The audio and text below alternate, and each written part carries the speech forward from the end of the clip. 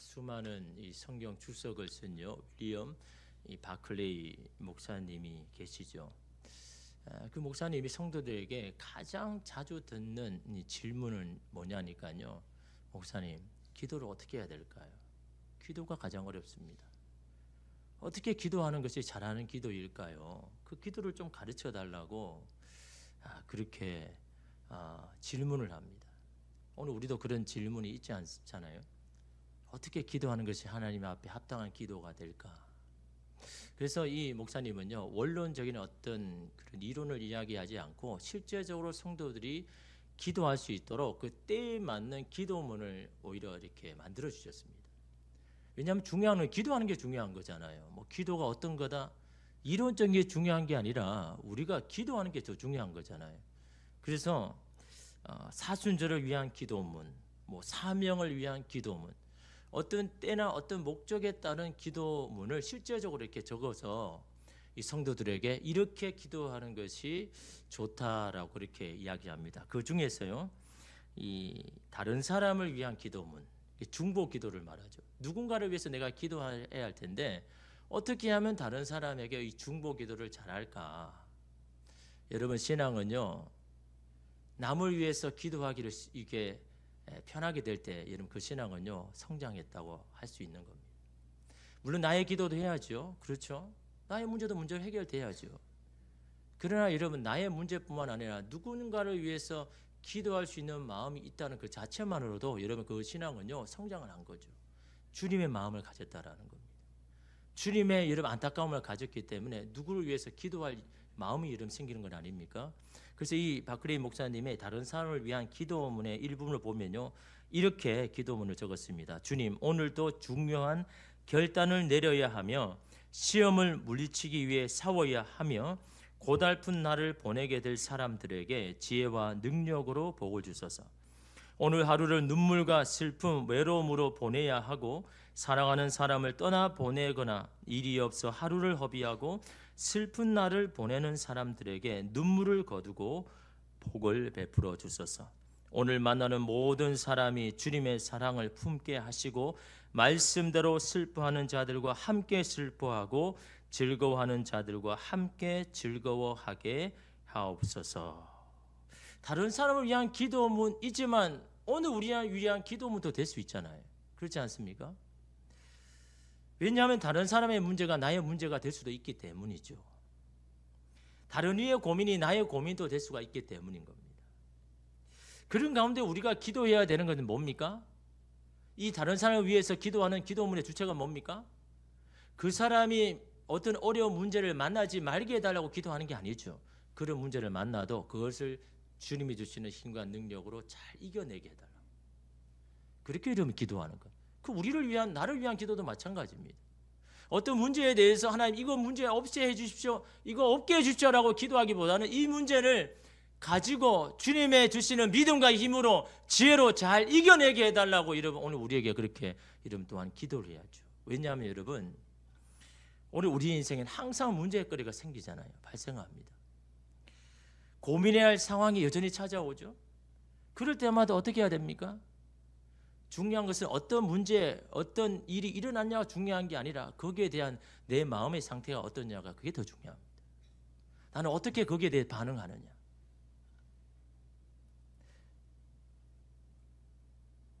근본적인 여러 문제가 우리 가운데 다 있죠.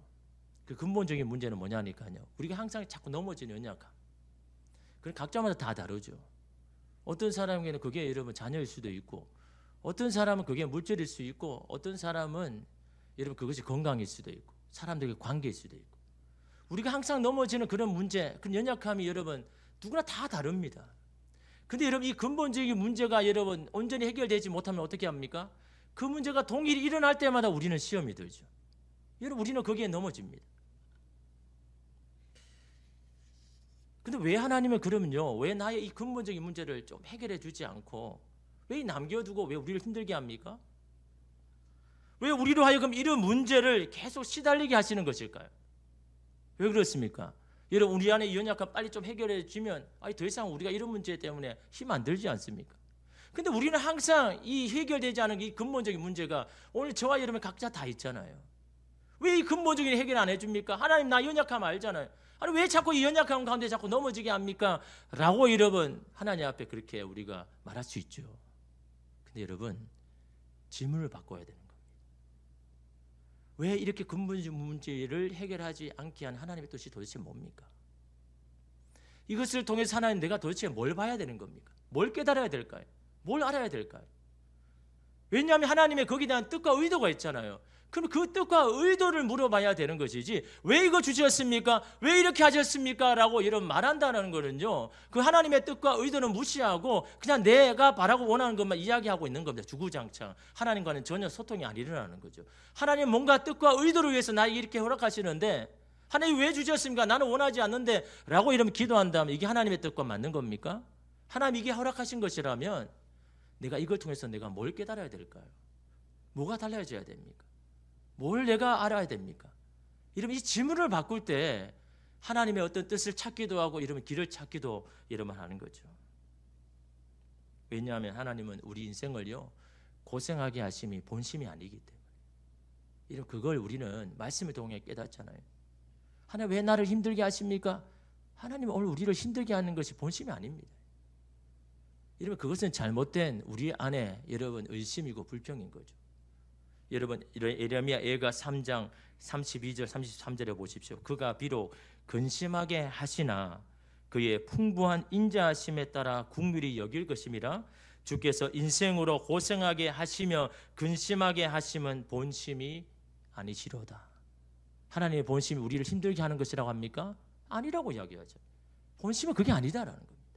하나님의 다른 뜻이 있다라는 겁니다. 그래서 여러분 이 32절 33절을 순서를 바꾸면 좀 더 좋을 텐데 하나님 우리를 잠시 근심하게 하실 때가 있다라는 거죠. 우리는 그것을 고생이다 괴로움이다라고 하지만 거기에서는 하나님의 뜻은요 우리로 하여금 더 나은 우리를 만들기 위한 이런 하나님의 뜻과 계획 가정 아닙니까? 그런데 그런 가운데도 우리를 사랑하셔서 근심 중에도 긍휼을 베푸시더라고요. 은혜의 손길을 거두지 않더라는 겁니다. 중요한 것은 그런 근심되고 고생되는 그런 순간에 우리는 이 상황을 어떻게 바라봐야 되는가? 어떻게 해석해야 되는가? 어떻게 반응해야 되는가? 여기에 따라서 하나님의 긍휼을 얻기도 하고 아니면 여기에 시험이 들어서 여러분 그냥 시험에 빠지기도 하더라라는 겁니다. 우리의 반응이 중요한 거죠. 우리의 응답이 중요한 것이고 우리가 그걸 어떻게 해석하느냐가 이러면 그게 더 중요한 겁니다.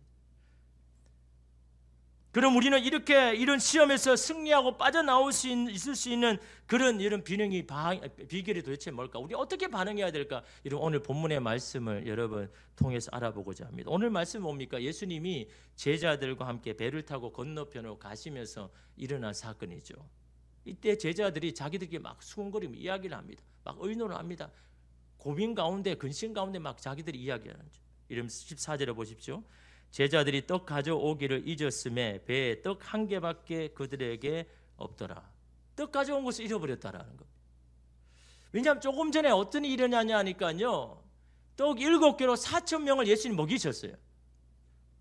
그래서 많은 이 광주리가 이렇게 남았는데 그걸 가져온 사람이 아무도 없다라는 겁니다. 그래서 그들에게 지금 떡 한 개밖에 없다라는 거예요.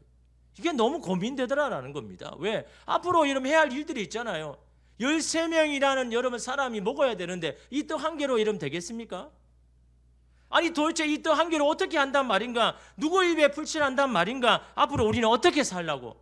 아니 우리 가운데 어떻게 그 하나 챙기지 못한 사람이 없냐? 도대체 왜 그 생각을 못하고 다 그 아무도 없이 그 생각도 못하고 그렇게 떡 안 가져왔느냐? 서로를 탓하면서 원망하면서 불평하고 있는 겁니다. 도대체 그걸 생각한 사람이 우리 가운데 한 명도 없단 말인가? 라고 서로 수군거리고 있는 겁니다. 좀 전에 여러분 7개로 4,000명 먹이신 기적을 봤음에도 불구하고 이 떡 한 개밖에 없는 것 때문에 서로 근심합니다. 염려합니다. 이런 제자들이 예수님 뭐라고 이야기합니까? 여러분 15절 보십시오. 예수께서 경고하여 이르시되 삼가 바리새인들의 누룩과 헤롯의 누룩을 주의하라 하시니. 참 뜬금없는 여러분 말씀이잖아요. 아니 지금 제자들은 앞으로 먹을 떡이 없어가지고 막 걱정 근심을 하고 있는데, 아니 예수님은 갑자기 바리새인의 누룩을, 헤롯의 누룩을 조심해라, 그걸 경고하고 있는 겁니다. 그 제자들의 마음이 여러분 어떨까요? 주님, 우리는 내일 당장 먹을 것이 없어서 걱정을 하고 있는데 지금의 이 문제로 골치가 아픈데, 아니 우리의 신앙을 점검하라고요? 믿음의 문제를 더 걱정하라고요? 도대체 이게 무슨 말입니까? 이런 우리도 그렇게 말할 수 있잖아요. 예수께서 이렇게 말씀하신 의도가 뭘까요? 지금 제자들은 먹을 것 때문에 걱정하는데, 아니 오늘 우리는 지금 당장 어떤 문제를 해결할 때문에 걱정하는데, 도대체 예수님이 말씀하시고 너희의 걱정은 그게 걱정이 되어서는 안 된다고 이야기하는 겁니다. 너희가 정말 걱정해야 되는 것은 너희의 영혼을 갉아먹는, 너희의 생각을 갉아먹는, 너희의 믿음을 갉아먹는 잘못된 교훈을 조심해야 된다라고 말씀하고 있는 겁니다. 떡이 너희를 힘들게 하는 게 아니다는 거죠. 잘못된 사상, 잘못된 생각이 들어오면 그것이 너희의 영혼을 갉아먹는다는 거죠. 그 대표적인 예로 바리새인들의 누룩과 헤롯의 누룩을 조심하라 라고 이렇게 이야기하죠. 바리새인들의 누룩이 뭡니까? 여러분, 누룩이라는 것은요, 아주 작은 것이 그냥 소리 소문 없이 스며들어가지고 거기 있는 것들을 다 바꿔놓잖아요. 여러분, 사람의 신념이나 사상도 마찬가지입니다. 서서히 들어봤다가 그 사람이 어떤 실존을 다 바꿔버리는 게, 여러분, 이 신념이고 사상 아닙니까? 바리새인들의 누룩, 바리새인의 신념이 뭡니까? 형식적인 신앙생활인 거죠. 하나님을 믿기를 하는데 내용은 없고 그냥 형식만 남은 겁니다. 남에게 그냥 보여주기적인 그런 신앙을 중요하게 여기는 겁니다. 하나님의 앞에 나아가지만 하나님에 대한 마음은 없습니다. 하나님을 두려워하지도 않습니다. 그냥 내가 하는 어떤 외적인 행식을 통해서 나는 내 할 일을 다 했다라고 그렇게 여러분 이야기하는 이 바리새인들의 이 누룩, 경건의 모습은 있지만 경건의 능력을 잃어버린 이 바리새인들의 누룩을 너희는 정말 조심해야 된다. 떡 없는 것 때문에 근심하지 말고, 야 그거는 내가 걱정할 일이고 내가 책임질 일인데 왜 너희들이 걱정하느냐라는 게 예수님의 그 말 아닙니까? 내가 너희를 배고프게 한 적이 있느냐? 너희가 먹는 것 때문에 없어서 살지 못하게 한 적이 있느냐? 야 조금 전에 떡 7개로 4,000명을 먹인 내가 있지 않느냐? 근데 너는 여전히 이 떡이 없는 것 때문에 걱정하느냐? 라고 말씀을 하죠. 여러분, 헤롯의 누룩이 뭡니까? 마태복음 보면 똑같은 이런 본문에 마태복음 16장에 보면요, 헤롯의 누룩이라고 하지 않고 사두개인의 누룩이라고 이야기하죠. 왜냐하면 헤롯의 당원 모두가 다 거의 다 사두개인이니까. 그래서 헤롯의 누룩이라고 말하면요, 사두개인의 누룩과 마찬가지, 사두개인들이 가지고 있는 사상을 말하는 거예요. 사두개인 누룩은요, 권력과 부를 지향하는 이 세속주의를 말합니다. 내 삶의 모든 게 어떤 권력과 힘과 어떤 성공을 위해서 달려가는 이 세속주의, 하나님도 그것을 이루기 위한 도구가 되는 겁니다. 내가 잘 살고 내가 잘 되기 위한 도구로 하나님을 여러분 이용하는 그런 여러분 세속주의, 그런 기복주의 신앙이 바로 이 사두개인의 누룩이더라는 거죠. 그것을 더 염려하고 근심해야 된다라는 겁니다. 먹을 거 없는 거 그것 때문에 근심하지 말고. 오늘 우리에게도 나타날 수 있는 모습이잖아요. 하나님을 믿는다고 하지만요, 사람들 더 의식하고 사람을 그냥 더 두려워하고 사람에게 보여주는 그런 신앙, 하나님을 나의 것을 이루기 위한 어떤 도구로만 이용하는 이런 그런 모습이 오늘 우리의 신앙에도 여전히 있지 않습니까? 이런 제자들에게 여러분, 예수님은요, 그것이 너에게 더 조심하고 경고해야 된다라고 말씀합니다. 이런 오늘 우리는 신앙을 가진 사람이잖아요. 어느 바다 그것이 더 중요한 게 아니라 오늘 우리 예수의 신앙을 가진 사람. 어떤 사람은 저에게 묻습니다. 아, 목사님은 도대체 어느 쪽이냐? 빨간 쪽이냐? 파란 쪽이냐? 저는 예수당이죠. 예수파입니다. 예수의 신앙이 제일 먼저라고 생각한 사람이죠. 예수의 신앙 앞에 여러분 그것이 잘못되면 파란 당이든 빨간 당이든 여러분 거기에 비판을 받아야죠. 하나님의 말씀에 어긋난다면 그건 잘못된 거죠. 사람을 따라 여러분 우리는 신앙하는 게 아니라 말씀에 따라 여러분 신앙하는 것 아닙니까? 그 신앙으로 바라봐야 되는 거잖아요. 여러분 그거 없다면 세상 사람과 우리가 뭐가 다릅니까? 그냥 자기의 신념과 사상으로 여러분 세상에 대해서 이리저리 판단하고 정지하면 그 세상과 무슨 여러분 다릅니까? 예수의 신앙, 예수의 마음 가지고 이 세상을 바라보면서 하나님이 원하시는 뜻대로 되지 아니하면 그것은 잘못된 것이고 그 잘못된 것에 대해서 말을 할 수 있는 것, 여러분 그것이 바로 이런 바른 신앙 아닙니까? 여러분 오늘 이 제자들을 못 듣습니까? 바리새인과 이 사두개인도 마찬가지죠. 하나님을 두려워하지 않습니다. 자신의 생각이 전부인 겁니다. 그래서 이런 바리새인들은 어떻습니까? 자기의 생각과 맞지 않으면 다 배타시킵니다. 독선과 위선이 이 바리새인 가운데 있는 겁니다. 자기의 생각이 틀렸다는 건요 안 받아들이는 겁니다. 여러분 신앙은요 유연해야 되는 겁니다. 신앙은요 개방적이어야 됩니다. 신앙이 여러분 닫혀 있을수록 여러분 신앙은 성장 못하는 겁니다. 하나님 오늘 우리의 삶 가운데 여러분 그 닫혀진 그 작은 곳으로 역사합니까? 하나님의 역사는요 우리가 생각으로 측량할 수 없는 겁니다. 그 하나님이 행하신 것들을요 어떤 우리의 작은 시점으로 바라보면요 우리는 그 하나님 우리 안에 갇힌 하나님밖에 볼 수 없는 겁니다. 우리의 눈과 귀와 마음을 열어서 오늘 이 땅의 역사의 주관자 되시는 하나님이 어떻게 역사하시는지를 오늘 우리의 생각과 지식과 지혜를 벗어나서 그런 여러분 주님의 눈으로 이 세상을 바라볼 때 하나님이 어떻게 역사하시는지를 이런 우리는 똑똑히 보는 거죠. 제자들에게 그런 눈을 가져라는 거죠. 걱정 먹고 마시고 염려하는 것에 염려하고 근심하지 말고 너희들이 정말 걱정해야 되는 건 그런 게 아니다라고 이런 말씀하고 있습니다. 이때 제자들 어떤 반응을 보입니까? 이런 16절에 보십시오. 제자들이 서로 수군거리기를 이는 우리에게 떡이 없음이로다 하거늘. 예수님의 가르침을 말씀함에도 불구하고 제자들은요 깨닫지는 못합니다.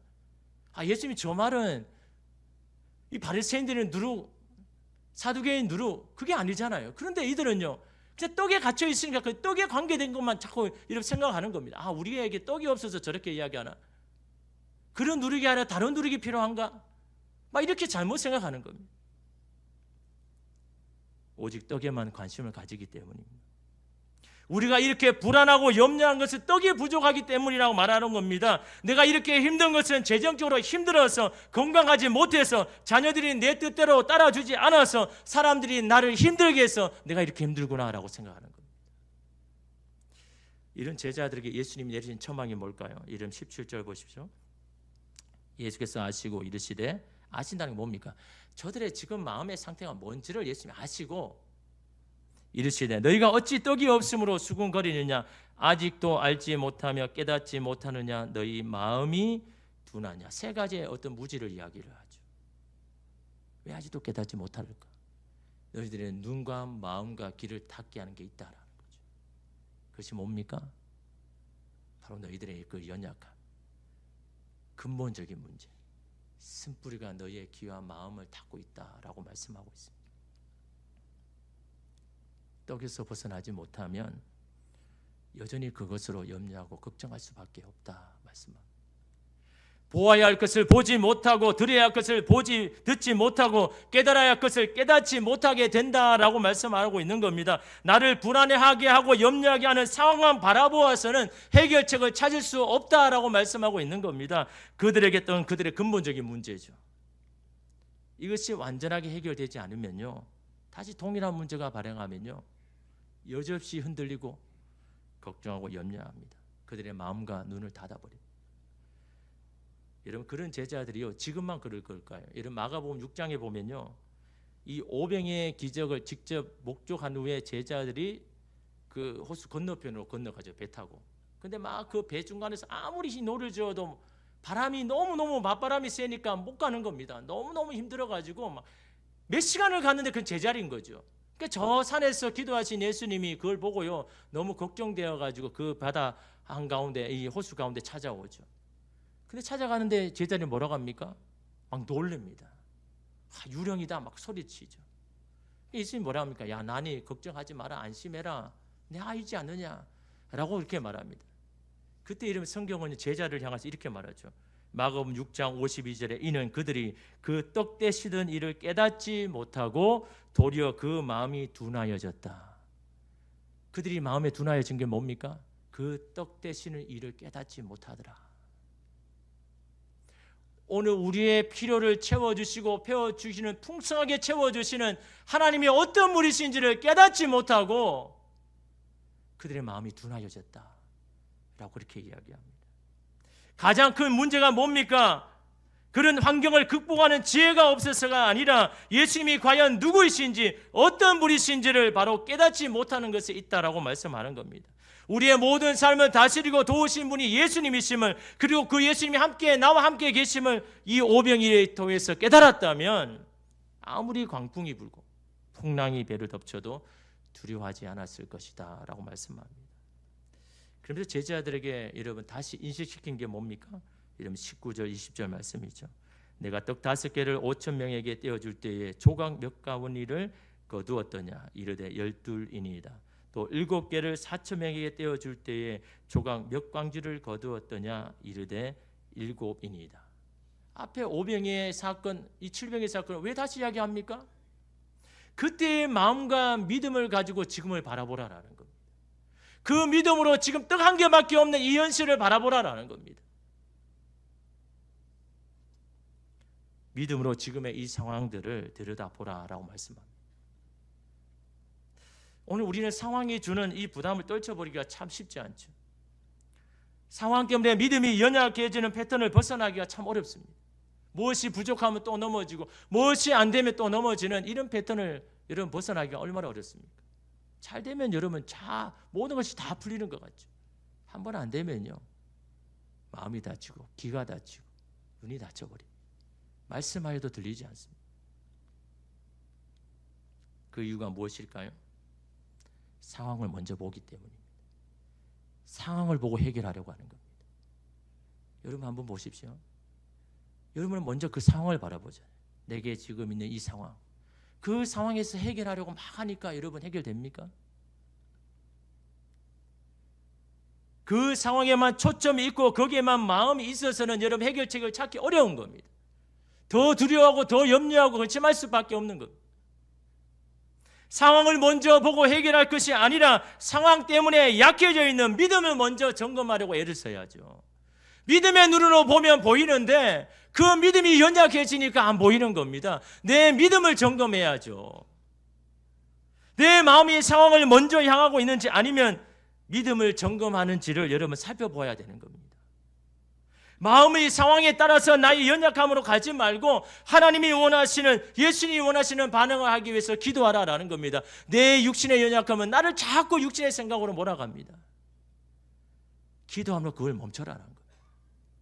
믿음의 눈으로 다시 그걸 멈춰라라는 겁니다. 오늘 저와 여러분이 해결하였던 그것들을요 멈춰라라는 겁니다. 왜 그 연약함 때문에 자꾸 넘어지냐라는 겁니다. 오늘 우리는 어떤 문제가 발생하면 연약함으로 반응할 때가 참 많습니다. 하나님의 이끄심을 의심하기도 하고 남의 탓, 하나님의 탓을 하기에 바쁘죠. 이것이 오늘 우리 안에 있는 근본적인 문제고 쓴뿌리 아닙니까? 그럴 때마다 믿음으로 이 상황을 바라봐야 한다는 거죠. 힘들어도 어려워도 믿음으로 해석하고 믿음으로 반응해야 됩니다. 예수님이 내 삶에 어떻게 역사하셨는지, 어떻게 그때마다 나의 길을 여셨는지, 내가 어떻게 반응했을 때 다시 나는 안정을 찾고 믿음의 길로 다시 가게 되었는지, 오늘 우리의 삶을 보고 여러분 똑똑히 다시 기억해야죠. 물론 어떤 사람은 다시 어떻게 그 길을 합니까? 다시 어떻게 합니까? 저는 이 상황에 더 이상 그렇게 할 수 없습니다. 여러분이 할 수 없는 것에 자꾸 여러분 두지 마시고, 하나님께서 이미 여러분 가르쳐 주시고 알려주신 길이 있지 않습니까? 힘들어도 그 길을 가야죠. 힘들어도 여러분 그 길 가운데 나와야죠. 분명히 지금은 기도하라고 말씀 가운데 나오는데도 자꾸 신호를 주는데도 여러분 여전히 세상에서 여러분 그 해결책을 찾고 있으니까 여러분 가운데 여러분 만족이 있습니까? 해결책이 있습니까? 주님 앞에 나와서 해결함을 봐야죠. 나와서 믿음으로 자꾸 내 삶을 여러분 바라봐야죠. 여전히 해결되지 않는 문제가 있습니까? 그럴 때마다 내 마음을 점검하는 쪽으로 자꾸 방향을 잡아야 합니다. 보이는 상황을 당장에 해결하려는 기도에서 내 믿음을 강건하게 하고 회복하게 하는 기도로 바꿔야 되는 겁니다. 삶의 문제들은 믿음을 항상 시험합니다. 그러므로 시험 자체에 시험에 들지 않고 어떤 상황이 와도 믿음을 강건하게 하는 여러분 그렇게 기회를 삼으면요, 여러분 시험은 더 이상 의미가 없습니다. 하나님의 뜻과 의도를 바로잡고 이것은 나를 시험하게 빠지게 한 게 아니라 내 믿음을 강건하게 하는 기회로 여긴다 그러면요, 여러분 그 시험은 더 이상 의미가 없어져 버립니다. 그렇지 않습니까? 그렇지 않으니까 자꾸 시험이 드는 겁니다. 시험에 넘어지는 겁니다. 시험의 목적이 그게 아니잖아요. 하나님께서 우리를 여러분 시험하지는 않지만, 그런 여러분 그 시험 가운데 여러분 오늘 우리에게 원하는 것은 그 시험에 빠지는 게 아니라 그 시험 가운데도 나의 믿음을 돌아보고 내 믿음을 강화시킬 때 여러분 그 시험은요 더 이상 힘을 발휘하지 못하고 내 안에 두려움은 사라지고 여러분 주님 안에서 해결할 수 있다는 신뢰가 여러분 우리 가운데 여러분 생기는 것 아닙니까? 오늘 말씀을 통해서 예수님은 떡이 없는 상황에 불안하고 염려하고 걱정하는 제자들에게 예수님에 대한 믿음으로 이 상황을 바라보라라고 말씀합니다. 그 예수님이 너희와 함께 있지 않느냐? 너희는 고작 떡이 한 개 없는 것 때문에 걱정하느냐? 떡 5개로 5,000명을 먹이고도 남게 하시 내가 너와 함께 하는데 고작 12명을 내가 먹이지 못하겠느냐? 너희는 어찌 그 문제에 갇혀서 그렇게 염려하느냐라고 제자들에게 이런 말씀하죠. 무엇이 여러분을 힘들게 합니까? 무엇이 믿음으로 여러분 바라보지 못하게 합니까? 내가 믿음으로 서 있는지 아니면 세상적인 욕심과 생각으로 반응하고 있는지, 주님을 찾기보다 사람을 더 찾으려고 애를 쓰고 있지 않는지. 여러분 제가 계속 말씀드린 게 뭡니까? 사람은요 의지할 대상이 아닙니다. 사랑하고 섬기는 여러분 대상이고, 기도해 줘야 할 대상이고, 끌어줘야 할 대상이고, 이렇게 세워줘야 할 대상인 겁니다. 근데 여러분 우리가 육신의 눈을 자꾸 가지면요 사람에게 위로를 받으려고 하죠. 사람을 찾아갑니다. 여러분 주님이 여러분 함께 하시는데요, 여러분에게 긍휼을 베푸시고 여러분을 도와주시려고 하는데, 오늘 우리의 육신의 눈으로 바라보면요 자꾸 상황을 보고 사람을 바라봅니다. 여러분 500의 기적을 행하신 하나님이 저와 여러분과 함께 하잖아요. 하나님이 여러분을 여러분 굶게 하십니까? 살지 못하게 하십니까? 하나님은요 오늘 우리의 인생 가운데 필요한 것들을 다 적절하게 하십니다. 오늘 저와 여러분의 그런 근심을 내려놓고요, 오늘 우리가 믿음으로 반응하지 못하고 믿음으로 서지 못한 여러분, 오늘 우리 자신을 돌아보고 오늘 이곳에도 임하신 여러분 그 주님 앞에, 주님 나의 믿음 없는 것을 용서하시고 믿음으로 서지 못하고 믿음으로 반응하지 못하고 육신의 생각에 빠져서 육신으로 반응하였던 나의 이 모든 것들을 주님 새롭게 하여 주시고 믿음의 눈으로 바라볼 수 있도록 믿음으로 따라갈 수 있는 오늘 우리의 눈과 귀와 마음이 열리기를 기도하는 저와 여러분 되시기를 주님의 이름으로 축복합니다. 기도하겠습니다.